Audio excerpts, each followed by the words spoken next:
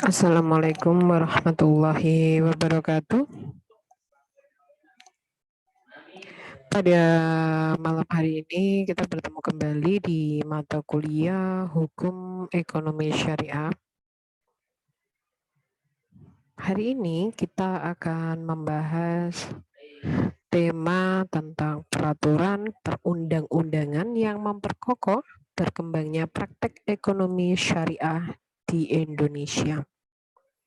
Jadi tema hari ini peraturan perundang-undangan yang memperkokoh berkembangnya praktek ekonomi syariah di Indonesia.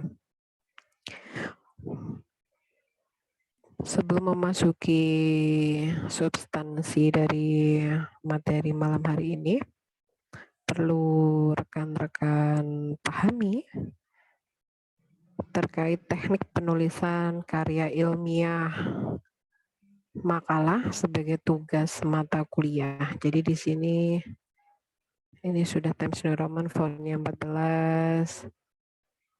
Ini logonya terlalu besar. Saya belajar program studi ekonomi syariah. Nah, ini seharusnya sekolah tinggi agama Islam. Ini jadi satu dengan Muhammadiyah Tulungagung. Ini satu baris seharusnya. Ya, satu baris di cover. Seharusnya juga tidak ada yang namanya nomor halaman. Kita masuk di kata pengantar. Untuk kata pengantar, ini entry-nya satu kali, tetapi jaraknya terlalu melebar. Kita cek di menu paragraf. Ternyata spacing afternya adalah 10 pt. Ini seharusnya dienolkan. Seperti ini ya. Tampilannya nanti berbeda. Oke. Ini untuk, nah ini.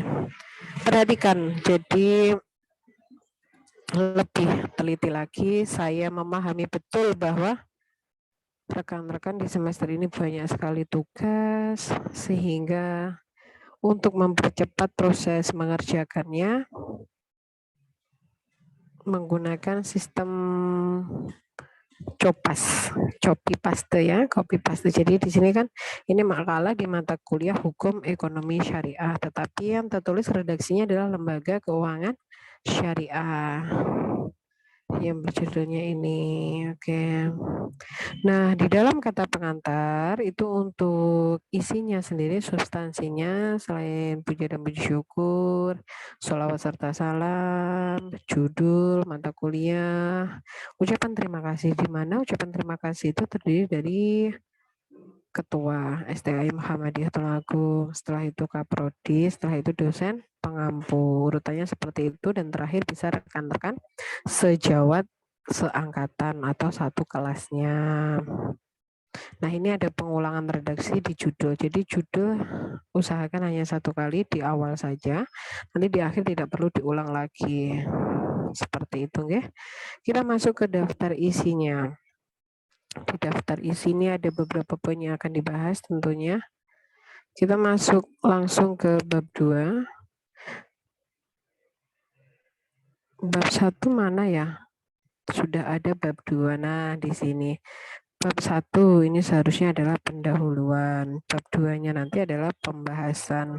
Di sini ada latar belakang. Oke, jadi ini di latar belakang ada 2 paragraf. Perkembangan ekonomi Islam berlangsung dengan begitu pesat. Hal ini juga didukung oleh sektor hukum. Ini dijelaskan sekilas. Nah, ini mendapatkan sumbernya atau rujukannya dari apa? Ini tidak ada footnote-nya di paragraf pertama, mungkin bisa diperjelas. Seperti itu ya. Kita masuk ke secara filosofis. Jadi hukum ekonomi Indonesia itu cita-citanya adalah menggagas dan menyiapkan konsep hukum tentang kehidupan ekonomi tentunya. Jadi kehidupan ekonomi yang diinginkan di negara kesatuan Republik Indonesia adalah kehidupan berbangsa dan bernegara yang rakyatnya memiliki kesejahteraan dan keadilan sosial sebagaimana cita-cita yang tertuang di Pancasila. Nih, ini ada 3 poinnya. Ini praktik apa praktek kata bakunya? Coba nanti dibantu dicari ya Bu Mei. Oke. Nah ini untuk penulisan footnote-nya, alhamdulillah ada kemajuan. Untuk Mbak Filda sudah ada footnote, tapi tinggal untuk penulisannya saja nanti disesuaikan dengan pedoman penulisan karya ilmiah yang ada di kampus tercinta STAI Muhammadiyah Tulungagung. Di sini ada tujuannya sesuai. Ini ada kata praktik, mungkin nanti bisa dicari. Bakunya praktek apa praktik. Nah ini di bab 2 ada pembahasan. Kita masuk ke pengertian peraturan perundang-undangan. Nanti akan dijelaskan lebih lanjut ya oleh narasumber pemateri. Nah ini ada social justice atau substantial justice. Ini kan penulisannya untuk bahasa asing, bukan bahasa Indonesia ya. Jadi dicetak miring. Seperti itu. Ini seperti ini ya. Oke, ini sudah good, oke, karena setiap paragrafnya ada footnote-nya. Nah, ini.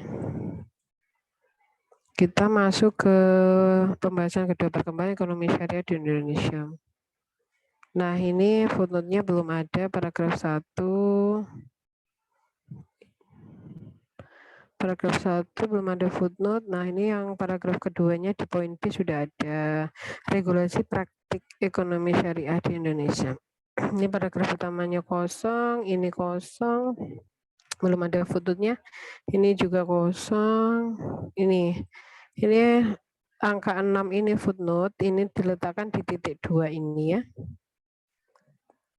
Terus ini juga belum, ini juga belum. Ini juga belum, ini juga belum. Ini untuk, nah footnote-nya ini ada ketemu Mbak Filda. Jadi untuk footnote ke-7 ini diletakkan di ini titik 2.